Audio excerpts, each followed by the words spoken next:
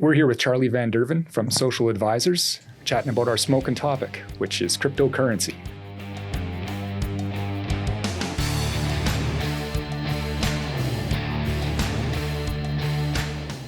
So Charlie, thanks very much for being here today. I hear you want to pick our brain a little bit about cryptocurrency and that world. Dave and I think are happy to share whatever we have about it, but what do you know about that side of the world? I've been a little bit lucky. I'm not a millionaire yet, but I've been a little bit lucky, and that was with absolutely no knowledge at all, and almost just because I put a little bit of money somewhere and forgot it was there, and then checked back a year later and it was doing okay. My curiosity is right. I mean, traditional investment avenue. For the expertise that you guys have, where does this fit into a portfolio? Are you talking about that with your clients at all? Just curious how you approach the topic of crypto from your perspective as wealth managers and financial advisors, how that fits into topics into your conversations with clients. It's not unusual to hear the word crypto, that's for sure. Lots of clients are asking about it, talking about it. It's kind of the hot topic when you're sitting around, having a drink with people. Dave and I have been kind of on the fence about it as to whether or not we feel it's a valid investment asset class or asset category. Yeah. We have started to use a bit of it in our portfolios, but in a very passive way. So there are exchange traded funds or ETFs that will invest in the crypto market. So they're basically buying a collection or a basket of different cryptocurrencies. So you're not investing in one or the other. You're not picking Ethereum over Bitcoin or trying to make that bet. So we didn't want to make that bet and buy one individual company. So we've instead bought the basket and said, okay, let's just see how the basket does. Because not one of those cryptocurrencies is technically recognized in any country or any nation as the cryptocurrency they're going to use and the only one they're going to use. So you don't know which one's going to kind of take the lead. Bitcoin in El Salvador. Oh, El Salvador, yes. So that's kind of how we've played it for now, and we haven't used a lot of it. It's like a 1 or 2% position in our overall client portfolios, and it's almost there for clients to say, "Yeah, I've got a piece of it. I'm in that." Yeah, and to drive the conversation with the client to talk about it a bit more. I mean, crypto is just a different world, a different set of currencies that people are hoping to make money on for the most part. But I think it's used in the sense of why we have in the portfolios for discussion about blockchain is a really good part of crypto. And you look at the traditional foundation type holdings, maybe gold, all of these assets. I mean, they're expensive to hold if you hold the physical assets. So you have to find ways to hold other assets that could be just as secure. Now you worry about your digital wallet being stolen, things of that nature. So that's part of the reason why we're happy to use an exchange traded fund and put the onus on someone else to secure the assets that they're on the hook for the value of those assets. So there's so many different ways to get at it. It's just how easy is it going to be to adopt a crypto world? And I think it's a slow moving process. Partly, I mean, if you look at things like Bitcoin, it's the sheer amount of horsepower or energy needed to mine for Bitcoin. And in that case, mining for Bitcoin means you're running a blockchain to verify a transaction, and that's how you get rewarded. So it's kind of just an empire of people who own this who are double checking to keep the value of their own coins safe and secure. And so that's the process that it goes through, but it's very power sensitive. So it's not the kind of thing that at this point you can have a Bitcoin Visa, walk up to the till and tap, because it's going to take 5 minutes for this thing to go through the whole process. And if you're standing at the drugstore trying to pick something up, 5 minutes is about 4 minutes and 55 seconds too long. So it's where does it go from there and how is it going to be adopted? And I think those are some really big things. I think, you're as a government, you're looking at them thinking, how is this going to impact our government, and are we going to have to just introduce our own digital crypto ourselves, which is going to be interesting, because then the whole point of this is that you can use a Bitcoin anywhere around the world that has the same value, and you don't have to go through the exchange process, which has made a lot of financial institutions in the world a lot of money by converting the values of currencies. Yeah, I pay my merchant account a lot of money every month for sure. Yeah. So, and that's another piece of it too, right? Is we are, you guys, you're in Canada, I'm in the States, and I it feels to me like with the movement, I mean, they're trying to find a way to regulate this so that they can tax it, right? It almost, like with those conversations happening, almost brings some legitimacy to it. I don't know if you see that with the Canadian government as well. Yeah, I think if you look at the last year, and I can't remember where this stat came from, I think it's one of our investment officers, chief investment officers, and I think his comment was, something like Bitcoin in last year was the biggest purchases, the bulk of Bitcoin trading was from corporations now, not the individuals who were originally in it from the start or in the last few years. This was corporations taking a position to secure themselves in that market.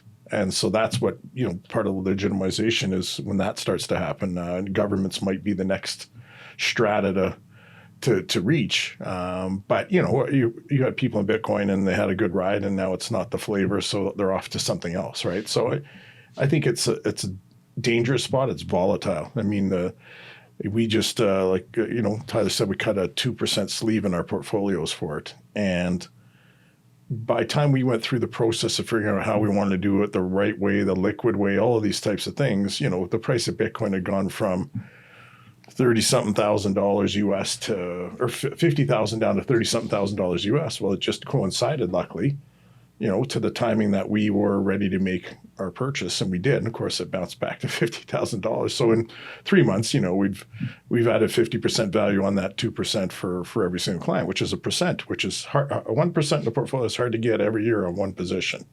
Now, by the end of the year, it could be minus 1% for all we know. So it's just volatile, and it's going to carry on being volatile for, I think, some time. And whether there's going to be one that comes out in the end that's going to get adopted, I guess that just goes back to blockchain. That's the basis of most of these transactions it's a blockchain environment, and that's the basis of all crypto.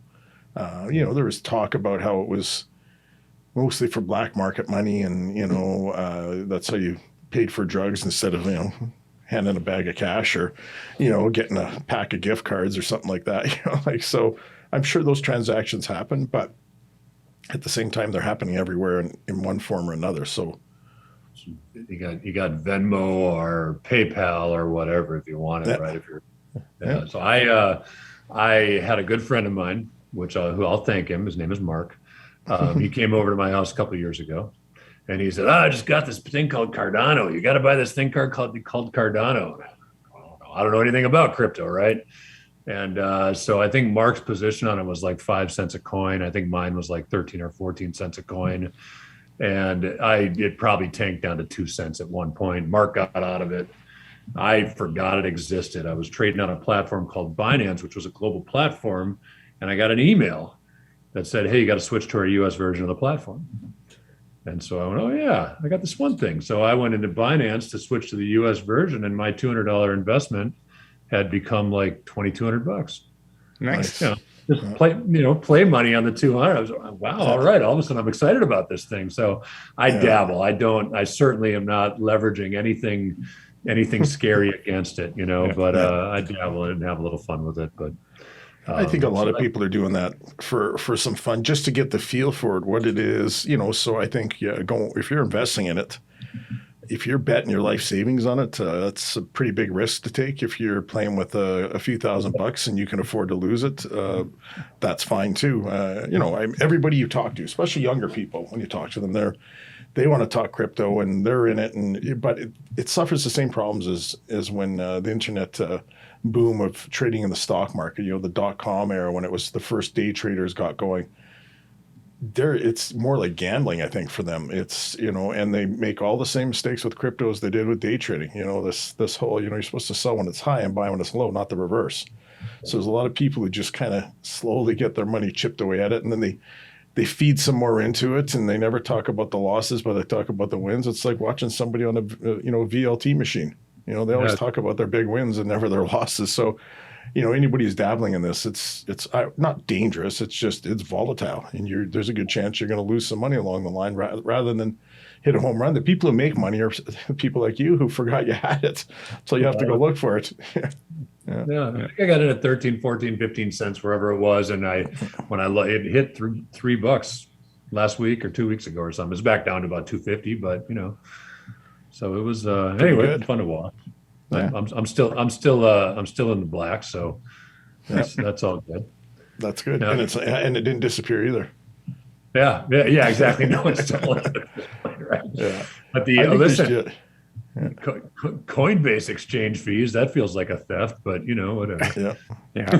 I think this is the other part of crypto is the barriers to entry is, getting an account, and then, you got your hot wallet and your cold wallet and all these other, it's acronyms unto itself. You have to get used to all these pieces. And I think it's like everything. If you go down that rabbit hole, there's forums and people are chatting and you're getting all sorts of good ideas. But the fact that a few of them kind of blow up here and there, it seems a little scary, I think, to have all of your keys disappear. With currency comes a level of trust. So if you're going to have a loaf of bread and you sell your loaf of bread for $5 and somebody had $5 and bought that loaf of bread from you, you've now got the $5 and you can use that $5 and go buy another $5 item. And that $5 is worth the same everywhere you go. With the volatility that comes with cryptocurrency right now, you could have sold your bread for that $5, received the $5, and now it's only worth $3. And the volatility just can take the value of it away. You could also sell your loaf of bread for $5 and it's now worth $10 that you got for that loaf of bread. Like, it's just, to look at them as an actual currency right now is very difficult to suggest that might be a real currency. Because you're going to sell, Musk wants to sell his Tesla for a Bitcoin. Who knows what that Bitcoin's worth the next day after he sold the Tesla. It could be a great transaction for him, or it could be a very bad one. So it's tough to look at them as a currency. So yet, he'll get on and he'll sell that Tesla for a Bitcoin, and then he'll put a tweet out, and that Bitcoin will go up 20%. That's why he would sell them for a Bitcoin. Yeah, that's right. Yeah, he gets a lot of attention whenever he does something. So to him, it's just a marketing cost, I think, at that point. Yeah. He does. My goodness. So how about NFTs then? Like, I'm trying to figure out why people are dropping $1 million for an original rendition of. What is it? Is like a JPEG? Well, yeah, it's like, what's the big one right now though? It's like something yacht. I'd have to look it up real quick, but it's like chimp yacht, or I'm going to sound like a fool when some people listen to this, but it's like people dropping $1 million on original rendition of a piece of art. Yeah, I love it. Listen, I love the market that it opens up. I don't understand. I've had a hard time wrapping my head around that too. Back in the day, it was, memorabilia, like a sports card would be worth something. They still are. But now you've got these NFTs and they can be worth just as much. And all it is just proof that you have the original. It can be duplicated, right? Due to blockchain. Due to a blockchain coding, yeah. That it can be proved that is the one and only, and it hasn't been duplicated. Yeah. So it's the digital form of a piece of art, or the digital form of a player's rookie card, or it's those things. I guess it's what value does everyone put on it? And it just shows you the excess money that's available to a lot of people, that they just can't buy enough sports cars, I guess, or enough villas or whatever, and they can now sink. And it's a bragging thing. I got LeBron James. There's a little 5-second video of him dunking. It's amazing how people find ways to make money, especially the people who already have a lot of money, and more celebrity-wise. Is every second of every day is about grinding out more money from people because of their status. And there's sites dedicated to, you could for $2,000 get LeBron James to basically wish you happy birthday. Like things I'm sure it's probably more than $2,000, but you have your pick of all of these people. Like it's just every day of every minute of every day is making $1 on your name. So I think this just falls in line with those types of things. I have checked out that website Cameo, thinking about what do I get my brother for his birthday or whatever. Do you have any idea what Dee Snider gets for a birthday wish? What? If you remember Dee Snider of Twisted Sister when we were kids, right? Yeah. I think it's a couple $100. Oh, but yes. it's entertaining. Tommy Chong, I think, is $25, but he doesn't make any sense when he's talking. So, Isn't he Canadian? I think he is. Yeah. He's from Vancouver. Yeah, I don't know. Maybe one of them's from Edmonton, isn't it? I can't remember. yeah. It's funny to look at that website and see. I mean, see what celebrities are on Tommy there Chong. Yeah. and what they're charging for that 30-second or 1-minute soundbite or whatever it is. Yeah. Anyway, that's an entertaining one. Yeah. Well, that's great. I mean, the value is truly determined by how many people use it. So, if it is what it is and you get $200 worth of joy out of that video to your brother, it's Yeah. I don't know what I got him, but it wasn't that. just another year. As long as T-Saj is still alive, you might be able to pull it off. Yeah. Maybe it's Yeah. $300 next year, though. That's true, right? I mean, I gotta time it just like my crypto. Yeah, just by you saying it, it's probably going to drive the price up now. I don't know about that. I don't have that Elon Musk Twitter following. Nor do we. We're getting there. Yeah, exactly. One person at a time. Well, that was good, Charlie, chatting with you about a little bit about crypto, a little bit about blockchain and how it's used in NFTs. Any more comments from your side as a sideline investor, sort of into that I'll market? tell you only that I got a lot to learn. I have, I'm playing. I don't understand it necessarily. Of course, I'm hoping to catch a flyer, so I buy a few cheap coins and see if something takes off. And it's kind of treating it like you were saying, Dave. Kind of treating it like going to Vegas. I'm never going to put more in than I can't afford to. And, but yeah, I'd say I'm having fun with it, and we're in the positive so far, so we'll keep playing a little bit. You built in a buffer. You can lose a bit. I mean, and that's the way to do it. Is part of doing is you're learning as you go along too. So you're having a bit of fun, and it's not going to break you if it goes south. I mean, that's we see, like I said, we saw it in lots of different places. Especially, I mean, we have quite a few clients in the Northwest Territories, up in the most northern part of Canada, and mining is a big deal. So when we used to run into new clients, they'd have like 10 stocks, and they put $1,000 in each, and they're like showing you how they, their one stock went from $1,000 to 10,000, and then you look at the other 9, and they're all zero. And you're like, you're break even right now, right? so it's interesting how people perceive things, but they're also, that's the sector they're working in, so they've got a bit of insight. So it's sometimes that's how you get used to certain things. You get comfortable with them, and then you can make better decisions on what to do with them. All right, I got a question for you, unrelated, changing subject a little bit. Sounds good. Do you know, us being on opposite side, different sides of the border, right? Do you know at what temperature Fahrenheit and Celsius are the same? Minus 40. Minus 40, minus 30 something. Yeah. I thought it was minus 40. Here's how I learned that. Okay, this is It gets that cold here, so we know. Yeah, I used to work I lived in Duluth, Minnesota for a while, which I lived in Alaska for a little while too, but Duluth was colder. And I worked for a company called 50 Below, which is now part of Broadridge, which is a big provider in the U.S. So I learned that driving back from Alaska, I had a scary moment. Excuse me, I owned a Jeep Wrangler with a fiberglass hardtop, and I left Anchorage, I think on like January 2nd one year. And I drove the Canadian highway come across the Northwest Territory and into northern Alberta.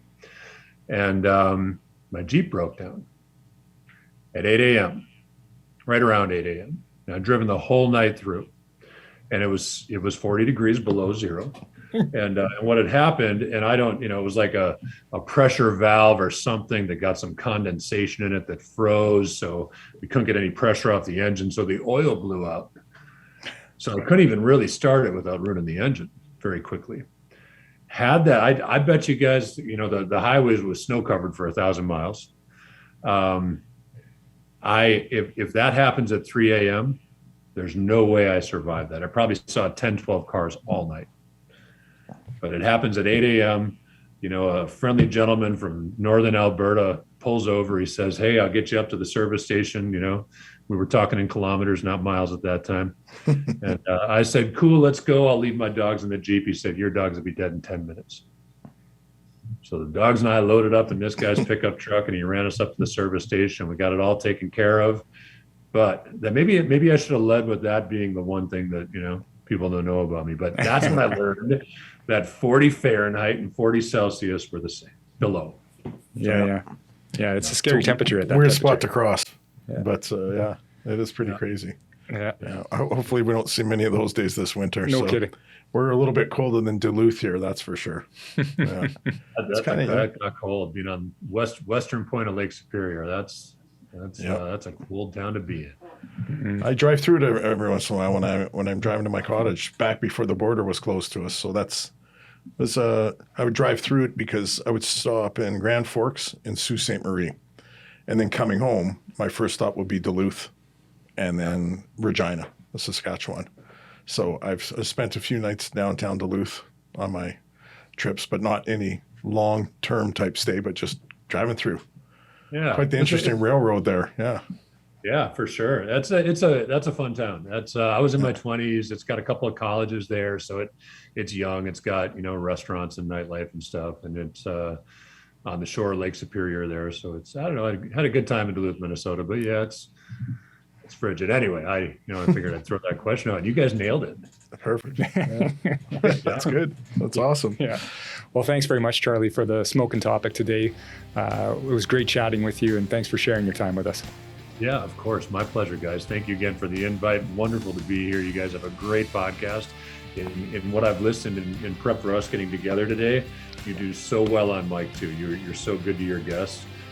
So kudos to that. Keep up the good work there. Thanks for watching this episode of Smokin Bulls. You can follow us on social media or learn more about us at smokinbulls.com.